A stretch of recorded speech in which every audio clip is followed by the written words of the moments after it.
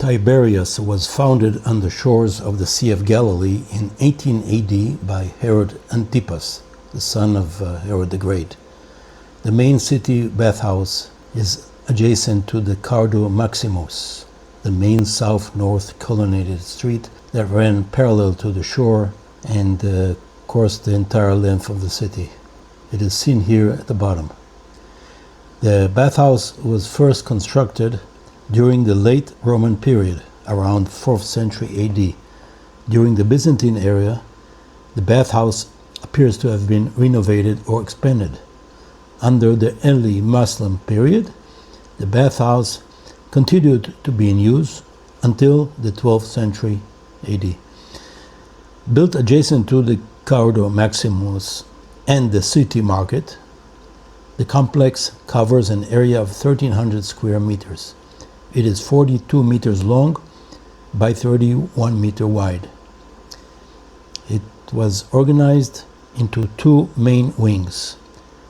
The bathhouse used hot spring as heating source, conveyed from a nearby hot spring. It used a hybrid model.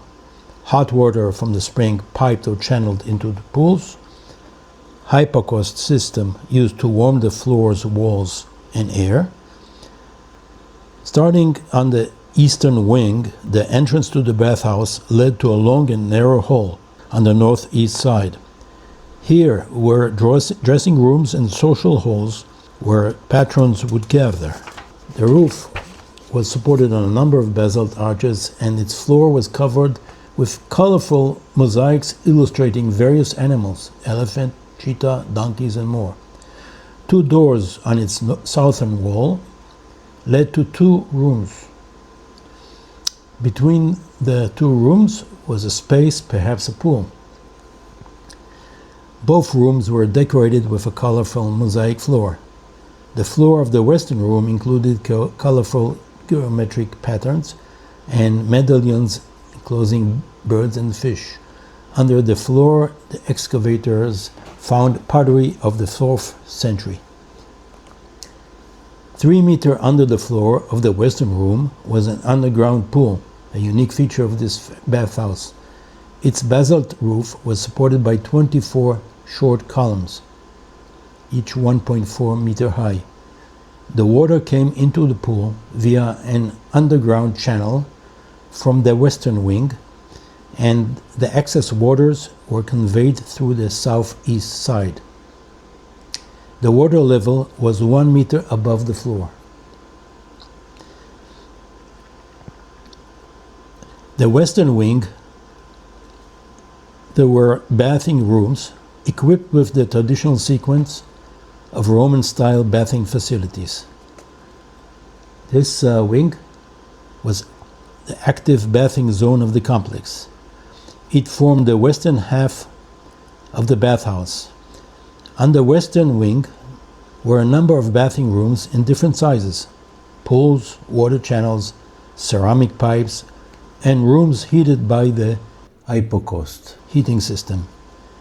The warm rooms were in the center of the area between basalt columns that supported the roof. These are the rooms in the west wing and their functions. The caldarium, the hot room, was the largest and most architecturally sophisticated room in the western wing. It featured a raised floor on hypocaust pillar, small pillars that allowed hot air to circulate beneath. A hypocaust is an ancient Roman underfloor heating system that circulated hot air beneath a raised floor to warm the rooms and the baths. Walls possibly contained clay flue tiles to carry hot air up through the structure for heating the walls. Then there was the tepidarium, the warm transition room, an intermediate room between the cold and hot zones. It is also equipped with a hypocaust system, though not as intense as the caldarium. Functioned as a transition room. It was warm, not hot, allowing gradual body temperatures changes. May have featured warm basins, seating, or wall niches for oils and grooming items. The third room was the frigidarium, cold room. It was not clearly distinguished in the report, but inferred as part of the western suite, likely the northernmost room in the western wing. It possibly featured a cold plunge pool without a hypocaust. To summarize, the bathhouse that is adjacent to the Cardo Maximus and the marketplace was identified as the main public bathhouse of Roman Byzantine Tiberias.